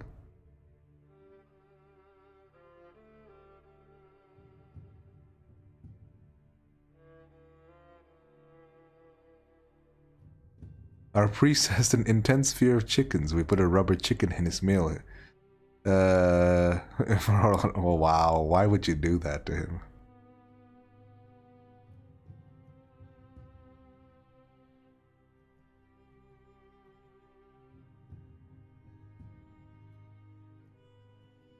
Tarantulas are cute, Sam. They're cute. There are scary spiders for sure, right? But like I find tarantulas really cute. My dad hates snakes like with a passion, right? That's like the one thing like he fears above all, because he had like a traumatic experience with snakes. He was bitten by like a tiny snake on the leg, and he was poisoned. Like his leg was paralyzed for like quite a while. Yeah, don't mess with snakes, man.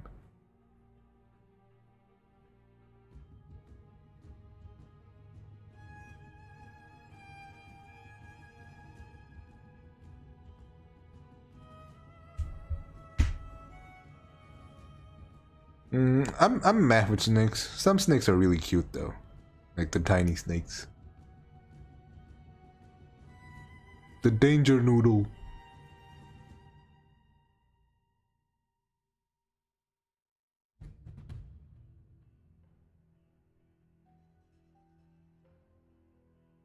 Snakes are beautiful. Yeah, a lot of them are. But the more colorful a snake is, the more dangerous it would likely be. I think like that's the rule of the jungle. If it's like bright and colorful, don't come near it.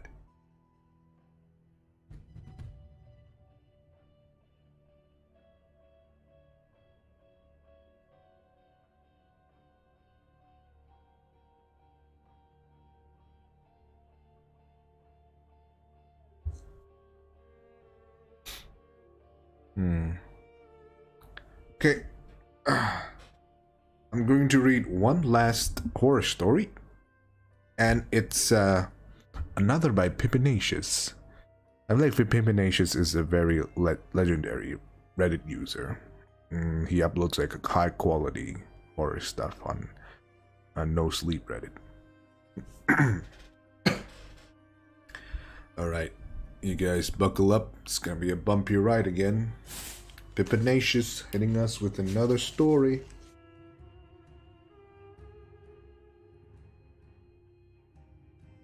Wait, let me see how long this is. Ah, it's not too long. Okay. Alright.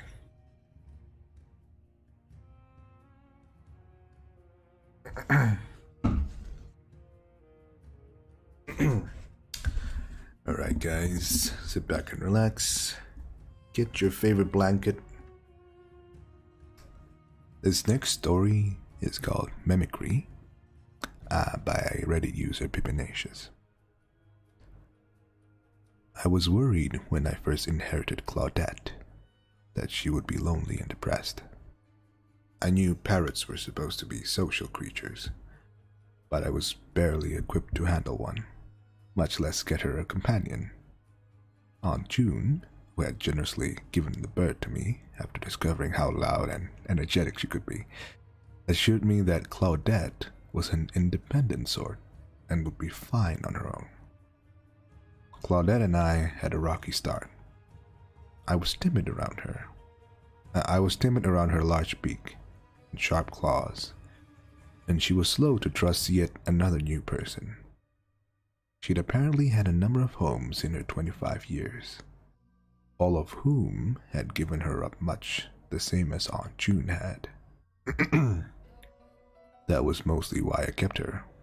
I felt sorry for her and wanted her to finally have a home, even if it meant a steep learning curve. We had what felt like a very long period of adjustment, during which I learned that getting bitten, while painful, could have been much worse, and she started to at least recognize me as the hand that fed her. When I discovered she was happiest in my small, screened-in porch, I moved her cage there and gave her free run of it, which also improved our relationship. It took a lot of time, patience, and treats, but eventually it got to the point that she would fly over to me whenever I went out and sit on my arm, while she inhaled whatever I'd brought her. If I had been worried about her getting lonely while I was away, those concerns were quickly banished when I realized she was making fast friends with the mockingbirds who nested in a tree behind my apartment. They trade calls and squawk at each other through the day, which sometimes got me in a little trouble with my more noise-sensitive neighbors. But that wasn't anything a few homemade cookies and apology cards couldn't smooth over.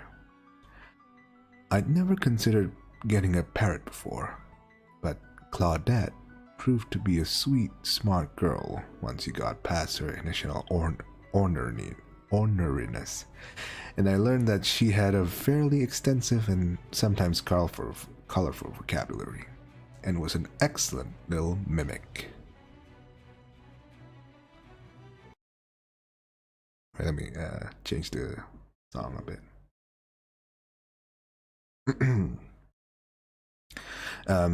And was an excellent little mimic. I also found out that over the course of a few months while I was at work, she'd apparently been teaching the mockingbirds a thing or two. I was sitting on the porch one evening, giving Claudette a little neck scratch before going in to make dinner, when I heard a soft but very distinct voice coming from somewhere overhead. "Shit," it said. I jumped, having not seen or heard anyone approach, and looked around. But my little corner of the apartment complex was quiet and no one was outside. In my lap, Claudette started to bob her head, her feathers ruffling over so slightly. "Shit," the voice said again. "Shit," Claudette answered. She and the voice went back and forth a few times, enthusiastically shouting one of her favorite words, until I rushed her inside in embarrassment and to keep whoever was taunting her from going any further. It wasn't until I saw one of her mockingbird friends swoop by the porch a few times, obviously in search of Claudette, that I realized the voice I'd been hearing hadn't been someone encouraging her naughty behavior. It had been the mockingbirds mimicking her. Claudette had taught the wild birds to swear. It was going to take a lot more cookies to get back on my neighbor's good side when they figured that one out. Instead of moving her inside, I decided to try and encourage her to use sweeter phrases that I hoped the mockingbirds would pick up on. "Hello," I said, over and over again. "Hello," Claudette said. "Shit," the mockingbird said. Shit indeed. I hadn't even known mockingbirds could talk, much less how to get them to pick up new words, so I scoured the internet and asked around, hoping for some insight. They just repeat what they hear often. One bird enthusiast replied when I left a comment on the forum. "They'll pick up something else soon. A mockingbird near me constantly called my dogs for ages until it picked up a new bird song. Good luck." Okay, I told myself. I could wait them out. In the meantime, I kept working with Claudette to clean up her own language and spent a bit of time every night repeating words to her and rewarding her when she got them right. It took a few more weeks and months, but the swearing was definitely on a decline, and I hadn't heard the mockingbirds repeating her anymore. So I was counting it a victory. One morning, when I went out to feed her before I left for work, she bobbed and paced along her rung with her usual enthusiasm, but I noticed she wasn't making these odd, raspy noises like she couldn't quite catch her breath. I took her up on my arm and gave her a quick once over while stroking her back. "You okay?" I asked. "Hello," she said, and the odd breathing stopped. I waited for a little while, almost enough time to make me late, but she seemed fine and I rushed out to get to work. Next morning, however, the low rasping noises were back. She again came over to me and fluffed and bobbed, all the while making the ragged breathing sounds. Outside, the mockingbirds were responding with unusual clicking noises. I didn't pay much attention to them, too concerned for my poor parrot. Unable to leave her again, and when she was in such an obvious state of distress, I called my boss to let her know that I had family emergency and hurried Claudette to the nearby vet. I told them in a quavering voice that I was sure she had some kind of serious illness, and explained that she was having trouble breathing, and they ushered me into the room to wait for the doctor. When he came in, I again told him about the sounds and begged him to listen to Claudette. She was sitting in her travel cage, preening quietly, completely undisturbed by the fact that her life was hanging in the balance. "I swear she sounded horrible yesterday and today," I insisted. "Sometimes these things come and go," Dr. Graham said gently. "Can you do me a favor? Imitate the sound she was making." I quickly did as he asked, hoping I'd be accurate enough for him to understand the severity of the situation. And immediately, Claudia started to mimic me. Dr. Graham had hid a small smile behind his hand before catching himself and becoming serious again. "She's fine, Stacy. It seems she may have overheard you during some nighttime activities and is just repeating these sounds." "What?" "I think she's heard you with a partner, during intimate moments." Claudette emphasized his statement with an unmistakable little moan. With my face burning a bright red, I packed up my bird, mumbled an apology and thanked him, and practically ran out of the office. "You've been listening to the neighbors," I accused, and now whistling Claudette on the way home. "Or has someone been playing their TV too loud? How did you learn to make those noises?" It certainly hadn't been from me, that much I knew. Whatever it was, it must have been going on for a while if she was starting to mimic it. I couldn't just go around asking my neighbors if they were getting down and dirty with the windows open. So for now, I just have to try and keep a closer eye on what she was getting exposed to. When I released her back onto the porch, she squawked a chorus of hellos to the mockingbirds, who sang back, and then settled on top of her cage for a nap in the sun. I sat on the porch with her for a good portion of the day, but didn't hear anything particularly telling, and eventually gave up when it became uncomfortably warm outside. I still poked my head out on occasion, but the most unusual thing I heard was the mockingbirds making their newly picked up clicking sound. While it was familiar, I couldn't quite place where I'd heard it before and dismissed it. Claudette's heavy breathing sound started to become a more frequent part of our morning, along with the occasional moan, and every so often she'd mumble to herself, "Pretty, pretty, pretty." At least that was an improvement on shit. She and the mockingbirds continued their back and forth, and I got used to their clicking noises, the same way I had their swearing. It was especially bad in the morning when Claudette was doing what I came to call her breathing exercises. Ragged breathing. Click, click, moan. Click, click. Rinse and repeat until midday. I just had to wait them out and they'd eventually move on to some new sound to try and drive me crazy with. But the more I heard it, the more I realized there was something about the click which was becoming more refined and distinct every day that kept nagging at me. I knew the sound, and given a bit more time, I was sure I'd pinpoint exactly what they were imitating, but it continued to elude me. How's Claudette doing? My sister asked while we drank wine and had our weekly Thursday night phone call. I was sitting in my living room in my pajamas, little more than a tank top and a pair of shorts that were too small to wear out in public. With my phone in one hand and my glass in the other, I'd left my sliding glass door leading out the porch open just wide enough for Claudette to waddle inside if she wanted to join me. She's fine, still doing that nasty breathing thing. You figured out who's taught it to her? I'm leaning towards the Johnsons. They've always struck me as exhibitionist types. Raina giggled. Aren't they the old people? Yeah, and they need some loving too. While we laughed, I heard a series of very soft clicks to the open door. Oh, I said. The mockingbirds are doing the thing I told you about. Maybe you can hear them and tell me what this damn noise is. I sprang up from my couch and crossed the living room to yank back the sheer curtain hanging across the slider. The clicking stopped immediately. Beside me, Claudette paced back and forth across the cage top, mumbling all the while. Pretty, pretty, pretty.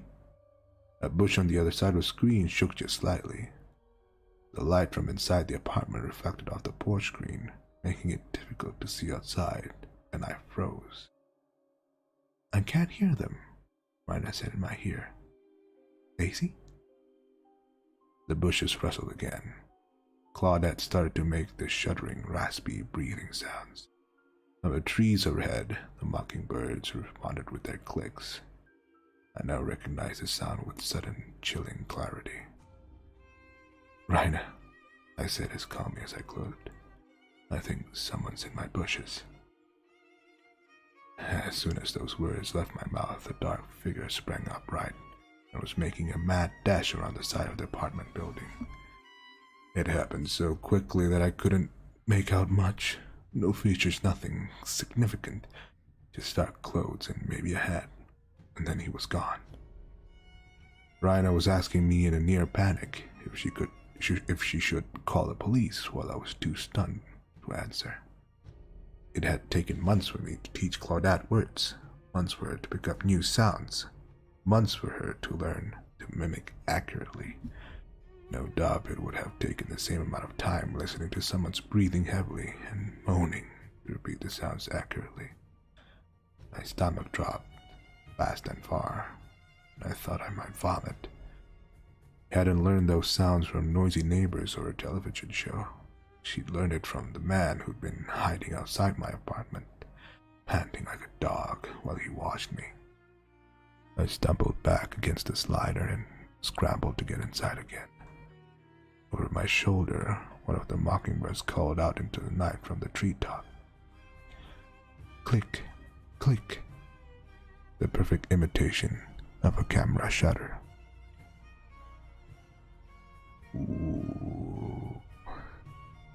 Ooh, stalker, stranger danger.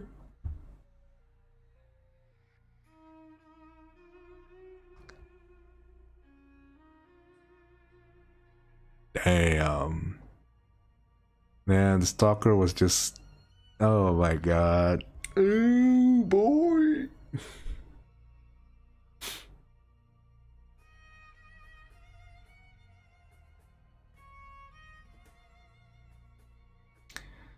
Ooh, boy. Ooh, boy. Yeah, stalkers are scary, man.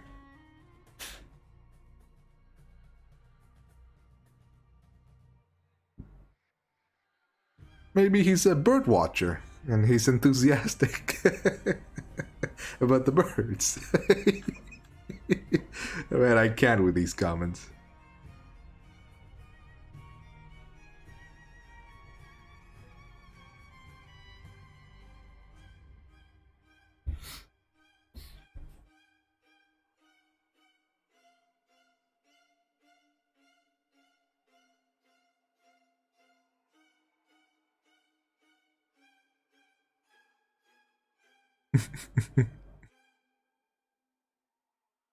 Yeah. Yeah. I like it. That's why Pippinacious is like very, very good at storytelling. Like their words are very, very sophisticated. Right. Like their choice of words and like description is very interesting. Very vivid, very descriptive.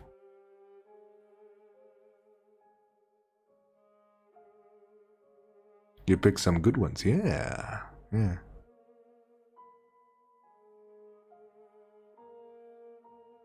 It's recommended to me from a website, so that they picked the good ones.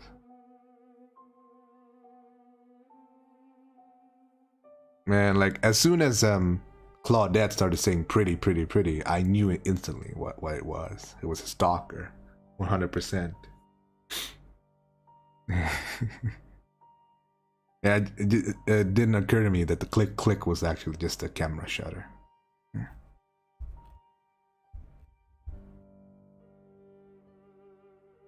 I joined halfway through the story, so I don't know what really happened. So basically, what happened was there's this girl who adopted a parrot, and her parrot started making like weird breathing sounds and saying "pretty, pretty, pretty," right? And turns out the parrot have been mimicking a stalker who's been stalking her from the trees and the bushes, and like taking pictures and breathing heavily.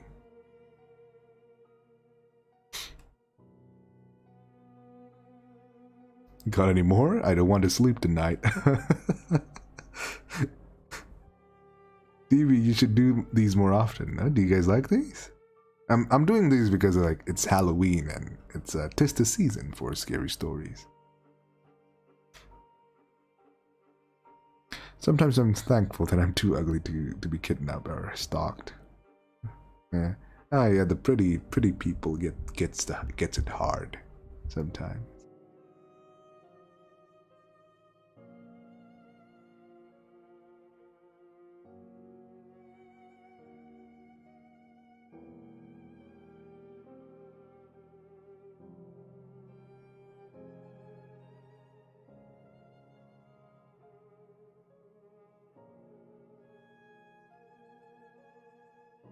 You know, yeah, I really enjoy like reading these stories. Right? I don't know, like these Reddit stories have an interesting vibe to them, right? It feels a bit more personal, feeling.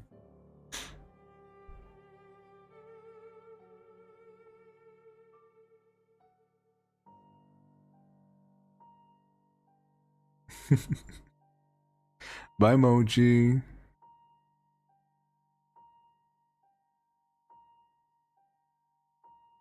Uh, mm.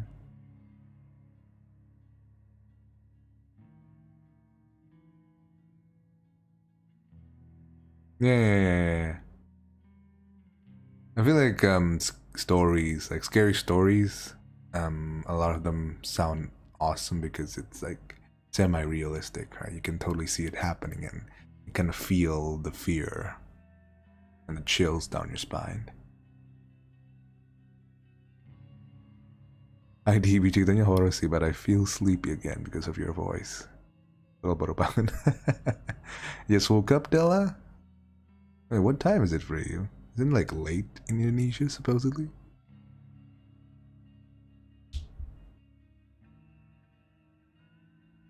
Enjoy this, but I gotta get back to work. Alright, get back to work, Ari. Gotta get that money. These stories sound because your voice. What? What does that mean? I missed another story. Well, you can play it back later, Femi. It's fine. Oh, sound better. Ah, I see, Sammy. I see, Sam.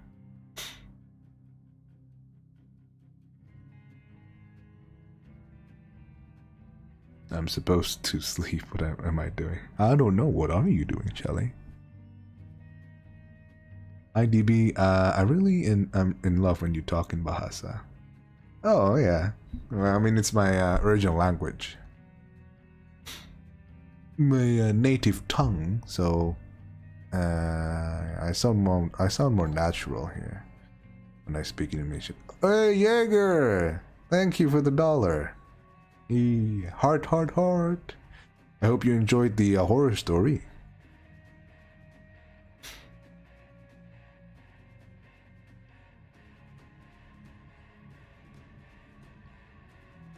Yeah, I just woke up, lol. It's 2 a.m. here. Well, okay, yeah. It's 2 a.m. for me too. Yeah, so you should be asleep, honestly, Della. I should be asleep, but I don't want to. So I am a hypocrite. Bukan cuma aku yang tiba-tiba bangun jam segini rupanya. Yeah, not only you, everybody's waking up in the middle of the night. I might sleep midstream, but I want to hear more, just in case it happens. I'll say it now. Thank you, Mr. DB, for having me under your wing. I felt relaxed, though it's a horror story. Do you guys feel relaxed with a horror story? I feel like a horror story is to have that like nice mix of like relaxing and also like tingly creepiness, right?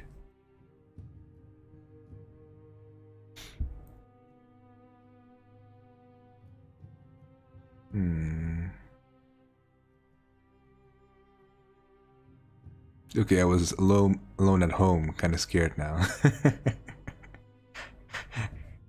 Yeah, I mean, you came into the stream fully knowing what we're gonna be doing. Stevie, you make me sleepy with your God-given voice. Oh, okay. Well, that's good. That means my voice is doing its job. I've gotta go. I'm gonna take an afternoon nap. I'll see you all in the dream. Good afternoon, Jaeger, and have a good nap. Oh, I hope you have sweet dreams. Because you deserve it. I'm really trying not to sleep since I have a meeting in about 30 minutes, but your voice is so soothing. Should I make it unsoothing?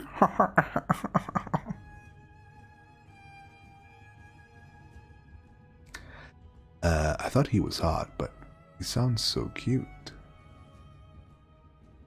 What the heck? Holy shit, my curtains just moved.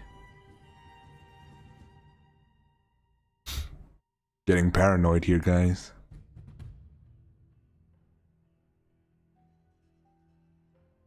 I genuinely enjoyed the first stream I have with you tonight, Mr. DB. Looking forward for your future streams soon. Thank you once again, and good night. Oh, good night, me Alex. Hope you have sweet dreams.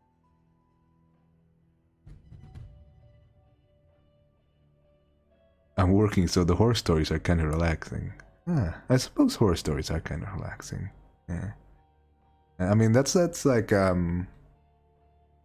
I think like reading horror stories with deep voices has always been like a big YouTube genre. I believe like Corpse Husband did that for a while too, and he was pretty successful. Yeah. Maybe I'll read more horror stories. I do enjoy this a lot, honestly. Maybe I'll do one with sound effects. Those sound fun, honestly. Hi, I'm from Kenya. I'm home alone and I felt like I had company while you were reading the story. I plan on staying up all night, thanks. Felt nice. I hope my horror story made you stay up. I will save you from monsters. I may be only 5'0", but I can bite ankles hard. Ooh. Ooh.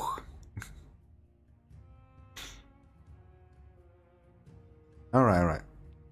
Oh, Jesus Christ. Oh my God, Jesus, save us from the monsters. Good night, Dream. We love you. I love you too, Jesus.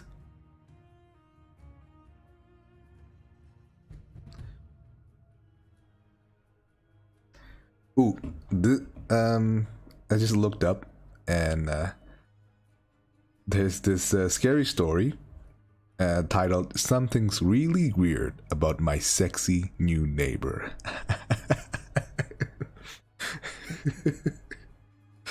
Ooh, I really want to read this. There's like 8 parts, right? But do you guys want me to read the first part and then we can end the stream after that? Huh? You guys want me to read it? Yeah, something's really weird about my sexy new neighbor. Sounds like our kind of stuff, right, guys?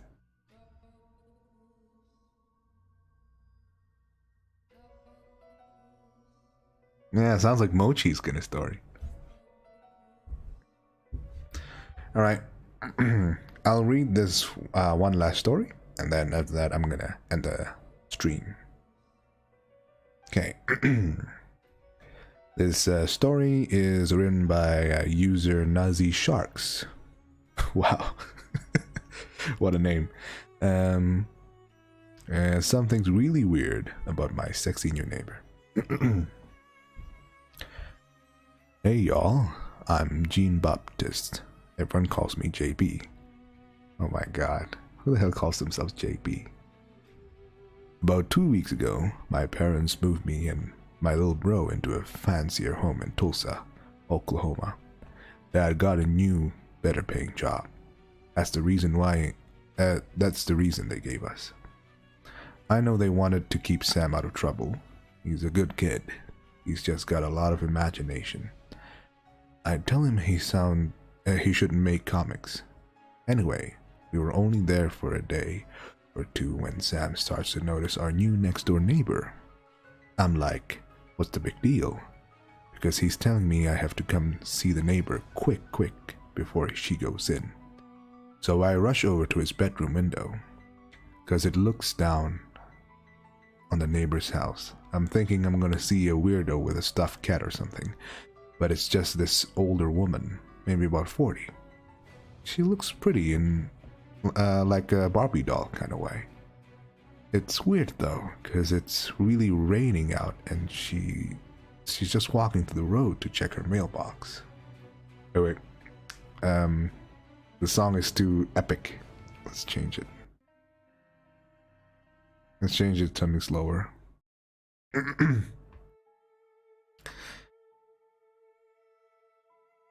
Okay.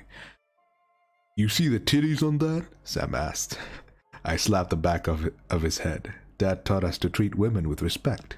He knows better. He's right, though. Damn, she's stacked. And with her shirt getting all wet, we're seeing a lot more than we should. Are you sure this is a horror story?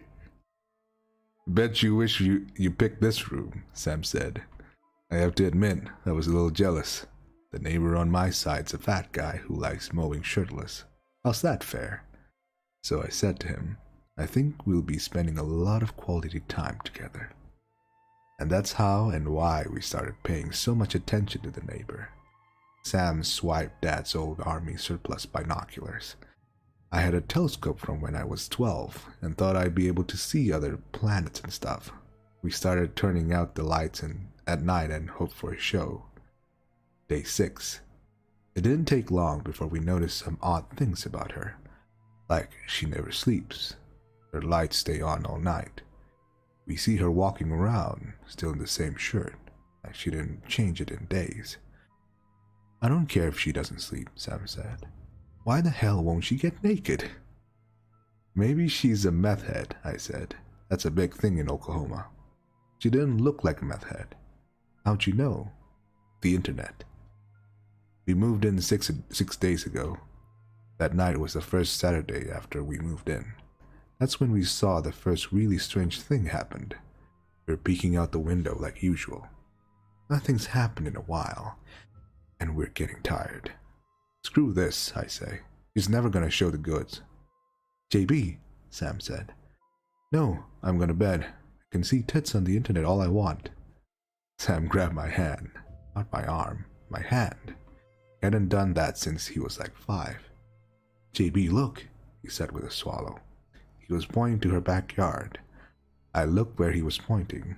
He wasn't sure what I was looking at first. It's 2 a.m. There isn't really any light in the backyard except moonlight. And she has a big tree back there, so I used the telescope. I'm a bit slow with it. Once I get it pinpointed and adjusted, I see. The white shape comes into focus, and I'm looking at a face. Her face. She's in her backyard, peeking out from behind that tree, and she's looking right up at our window. Our lights are off, so she shouldn't be able to see us, right? But she does. You know how you just know? We knew. I jumped back from the window with a gasp. Oh crap, I say. How long she's been there? He just shakes his head. We should be more embarrassed than scared. I'm a little bit of both, but Sam's just scared. That's weird, man, he says. That's weird. I tell him not to worry. He's probably just turning the tables on us. We're kinda invading her privacy after all, so that'll teach us. Then he asks, think she's still there? I don't want to look. It's too freaky. So I take out my phone, turn on the camera, and take a video for about 30 seconds. I just hold it up the window and wiggle it around a little. Then I pull the phone back in. We play back the video. We were relieved. Just a tree. No white face watching us from behind it. My wiggling somehow got the whole backyard. She ain't there. Sam sighed and threw himself back on his bed. I decided to watch the video over again just to be sure. The backyard really was clear. It's just that wasn't all. When I was pulling the camera back, it briefly pointed down, directly below our window, and there she was, staring right up. Right there, close enough she could probably hear us talking. I shouted a curse word and dropped my phone. Sam sat right up. I showed him, just to be sure I wasn't imagining things. He saw it too. We slept in my room that night and decided to tell Dad what happened in the morning. We knew it wouldn't go well, but at this point Dad was less scary than the busty neighbor. Sunday. Dad was pissed, all right. He made us march over to her front door and apologize for peeping. Probably the most awkward thing we ever had to do. Get this, she answers the door in this house. Lacy lingerie? Lacy lingerie deal that showed us everything. I looked behind me to see if anyone else was witnessing this, but nope. When I got control of my jaw again, I say, I'm sorry, we watched her. We were both hanging out our heads in shame, and I looked up to see if she was mad or if she was trying to seduce us or something. It was weird. Like, have you ever seen someone with no expression at all? It's like she was hypnotized. You should come in, she said. She didn't seem to feel it. She just said it. Sam looked to me. I think he was ready to take her up on the offer. I can't say I blame him. She looked real good. But I told her we had to be getting back. Hat's waiting. He closed the door without a word. And? Dad asked when we got back. I told him she didn't seem mad, and I told him that what she was wearing. I felt if we were going to be in trouble, he should know he should know she's teasing us too. I can tell he doesn't believe me. He says he's going over there to apologize for us. If I find you're lying, you'll be wearing your balls for earrings. Hear me? We stood in the kitchen waiting for him. When he got back, his face looked slack and pale. He didn't seem mad at us anymore. He just looked like he'd seen something awful. Then elbowed me as if I didn't notice myself. Sit down, he told us. So we did, and we all started eating breakfast. Mom was still asleep. By the way, she always stays up late catching up the DVR on Saturday nights. Don't bother with that woman ever again, he said between bites. Okay, we agree. We didn't dare question him when he was like this. I mean, I've never seen him like this before, and that's what was so scary about it. We kept eating our breakfast in silence until he asked, I ever tell you about Red Finney? You mentioned the name before. Knew Red was a kid in his neighborhood when Dad was growing up, somewhere in Baltimore, but we didn't know anything really about him. We asked before, but he always changes the subject, so we shook our heads. Red was stupid. You hear me? Stupid kid. Always poking his nose where it had no business. We took a bite of his scrambled eggs. There was this big, dark house on our street. 3 stories. No other house in the neighborhood's like that. It was there before the neighborhood got built around it. Real old family. Just held onto that land. We had all stories about this house. We'd all look when the lights came on at night. Never see anyone come or go all day. One time we were watching, and we hear the scream. No, it's from that house. It didn't sound good. From that day, Red got the notion in his head he was gonna get in there and see what's going on in that house. What does that make Red? Dad asked. Stupid, we both said. Anyway, then one day Red was gone. You thought this was gonna be a heist. You go in there and find some ancient jewels and a ghost and solve a murder. If Red did what he said he was gonna do, he didn't tell us, and we didn't want anything to do with it. Breaking and entering was not part of how we wanted to start life. He just went missing. Never found him. We thought all kinds. Maybe he ran away. Maybe he killed himself somewhere. Dad, I said, you mentioned the house for a reason. Oh yeah, that was another one. We thought maybe he went in there and maybe just never got out. But here's the thing. He paused to take a long drink of coffee, like he was steadying himself or something. When Red went missing, that came up, and we met the owner of the house. Dad finished off his breakfast after that, took his plate to the kitchen sink to clean it off, stuck it in the dishwasher. Me and Sam looked at each other. Well, what I'm saying is, he said, that woman next door was on the same street as me when I was a boy. Damn, Sam said. He aged better than you. You're not listening. Too busy wisecracking. What I'm saying is that woman next door was on the same street as me. Right? And I was a boy. She was a grown woman. Looked exactly the same. You don't forget a woman looks like that. What? Sam asked. Dad, that's not possible, I said. It's not for me to say what's possible or not. I don't need to know why or how. I'm just telling you like it is. And you're not to bother with that woman. Now let's go to church. I don't think Sam and I had ever been so quiet and well behaved in church. I don't know what was going on in his head. Probably something like what was going on in mine. Who is that woman? Is she related to the woman Dad grew up near? That's one hell of a coincidence. Not impossible. I mean, you hear of long-lost siblings working together in the same Taco Bell without knowing it. So who knows, it's just when you add her strange behavior to it, it's just a big WTF. Since then, we've only casually looked out the window.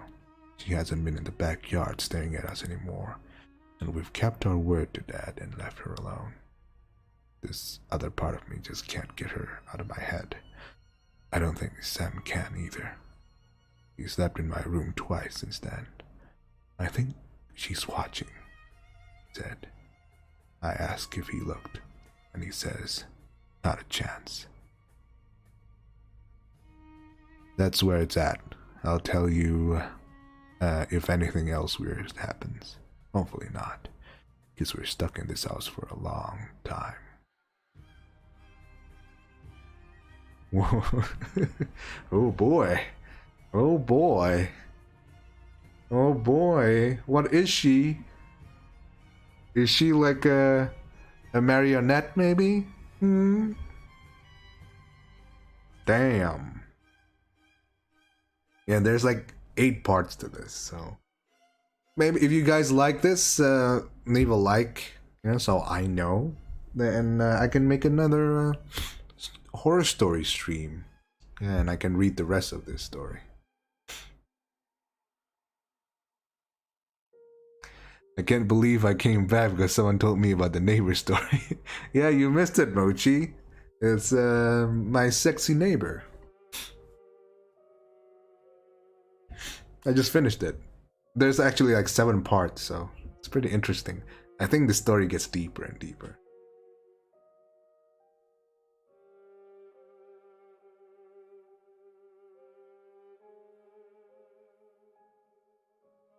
A marionette will be terrifying. Yeah. Because like apparently the lady, the sexy lady, just goes out and seducing random boys and men, right? But the thing is, she didn't have an expression whenever she does things. It's like that's scary, man. Imagine like talking to someone just in their lingerie and they're giving no expressions. God damn. It's like that's a clear bait right there.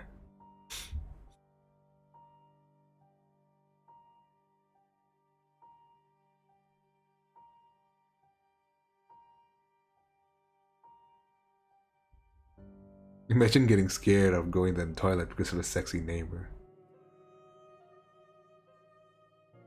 Sexy neighbor ASMR? Sign me up.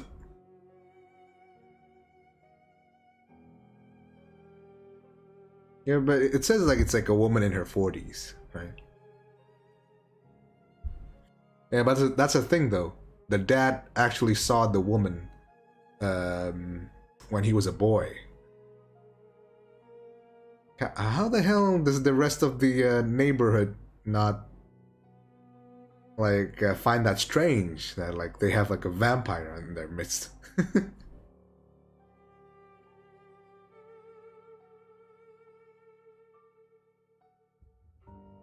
Yeah, but this writing style is very different from the others that I was reading. The others were like sophisticated, really flowery words. This one is more like very informal sort of storytelling, and I like that kind of difference. Right? It's very interesting. It's like an actual teenager is writing this down and talking to you.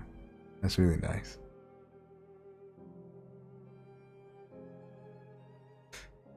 Yeah. Bye DB, mau tidur soalnya udah mau pagi banget. Yeah, good night Nabila. Sweet dreams. And yeah, me personally, I'm going to end the stream too because it's getting late for me.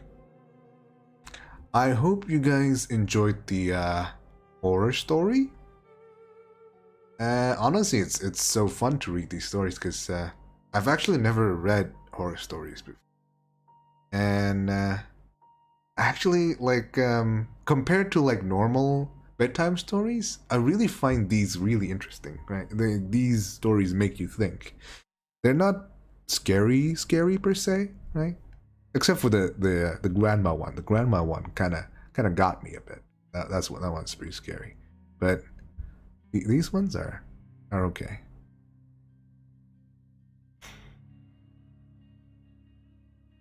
Yeah, I guess that's it, guys.